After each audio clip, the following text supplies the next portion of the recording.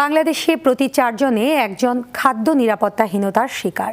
সে হিসেবে 4 কোটি মানুষ এখন পর্যন্ত পর্যাপ্ত খাদ্য থেকে বঞ্চিত। এর মধ্যে আবার 1 কোটি 10 লাখ মানুষের খাদ্য সংকট প্রকট, যার বড় শিকার শিশুরা। বিশ্ব খাদ্য সংস্থার হিসাব মতে খাদ্য নিরাপত্তাহীনতা ও অপুষ্টিতে ভোগায় বাংলাদেশের বছরে আর্থিক ক্ষতি 8,000 কোটি টাকার বেশি। শিশু অধিকার নিয়ে মাইদুর রহমান রুবেলের ধারাবাহিক রিপোর্টের দ্বিতীয় পর্ব। রোদের তাপ বাড়ার সঙ্গে পাল্লা দিয়ে উত্তপ্ত হচ্ছে তহুরা বেগমের উনুন। তরকারির বন্দোবস্ত না হলেও চালের জোগাড় হয়েছে, যা নিয়ে চলছে পেট ভরার আয়োজন। ভাতের প্লেটে লাউয়ের ডগার মতো সুমির লিকলিগা আঙুল, তার মধ্যেই স্বাদ খুঁজে। কোনোদিন ডাল খাই, ভর্তা খাই, ভাজি খাই, কোনোদিন মাছ খাই, যেদিন যা কিছু মতো জোরে দিই। আজকে ডাল রান্না করুন, ভাত চুলায় ভাত রান্না আছি। আজকে কফি দিয়ে ভাত খাইছি। টাকা পয়সা নেই, আমরা ভাই বোন বেশি। স্বাভাবিক জীবনযাপনে একজন মানুষের প্রতিদিন সর্বনিম্ন দরকার 1800 কিলো ক্যালোরি। বিপরীতে তার অর্ধেক জুটে দেশের বড় একটি জনগোষ্ঠীর। WFPর তথ্য মতে দেশের 4 ভাগের 1 ভাগ মানুষ পর্যাপ্ত পুষ্টি থেকে বঞ্চিত।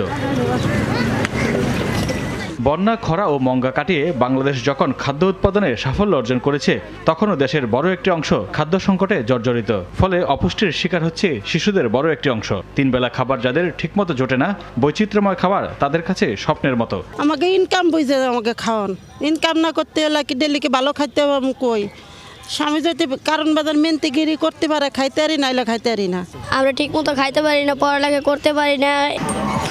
প্রয়োজনীয় খাদ্যের অভাবে শহরের বস্তিগুলিতে বসবাসকারী শিশুদের অর্ধেকেরই শারীরিক ও মানসিক বিকাশ স্বাভাবিকের চেয়ে কম। সারা দেশে 5 বছর বয়সী এই ধরনের শিশুর সংখ্যা 33%-এরও বেশি। দুবেলা দুমুঠো খাবার জোগাড় করা যাদের কাছে সংগ্রাম করার মতো, তাদের কাছে পুষ্টিকর খাবার নিছক বিলাসিতা ছাড়া আর কিছুই না। নুনান্তে পান্তা ফুরানো এসব মানুষকে নিত্যদিন উপহাস করে দারিদ্রতা। শেষ অবধি এসব মানুষের মাঝে পুষ্টি নিশ্চিত করতে না পারলে দেশের বড় একটি অংশ পুষ্টিহীনতায় ভুগবে দিনের পর দিন। খাদ্য মানুষের প্রথম মৌলিক অধিকার হলেও অনেকে তা জানেনই না। অধিকার মানেই এদের কাছে সংগ্রাম। দেশে শিশু অধিকার নিয়ে কাজ করে 300-এরও বেশি NGO। তারপরেও শিশুরা এমন অপুষ্টির শিকার কেন, এমন প্রশ্ন ছিল শিশু অধিকার ফোরামের এই কর্মকর্তার কাছে। দেশি NGOর কথা যদি বলি, হাতে গোনা কিছু ছাড়া অধিকাংশেরই ফান্ড জোগাড় করাই কঠিন অবস্থা। ডোনারের টাকা আছে, প্রকল্প আছে, ডোনারের টাকা শেষ, প্রকল্প কাজ শেষ।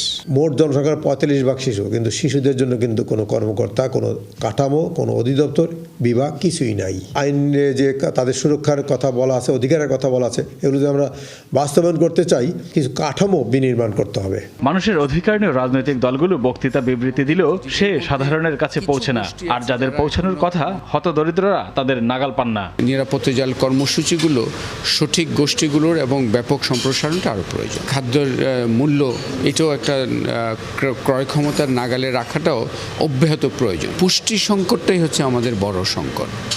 পুষ্টি সংকটে যেমন দুধ দরকার, মাংস দরকার, ফলমূল দরকার। এই জমি কমছে, মানুষ বাড়ছে, সুতরাং উৎপাদন বৃদ্ধির প্রচেষ্টা অব্যাহত রাখতে হবে। শিশুরা যেহেতু নিজেদের অধিকার বুঝে নিতে পারে না, তাই রাষ্ট্রের উচিত তাদের অধিকার নিশ্চিত করা। আর খাদ্যের অধিকার নিশ্চিত করা আরও জরুরি বলে মনে করেন এই বিশ্লেষক। সব মানুষের অধিকার আছে, কিন্তু বাচ্চারও অধিকারটা অনেক বেশি, কারণ তারা নিজের আদায় করতে পারে না, তাদেরকে দিতে হয়।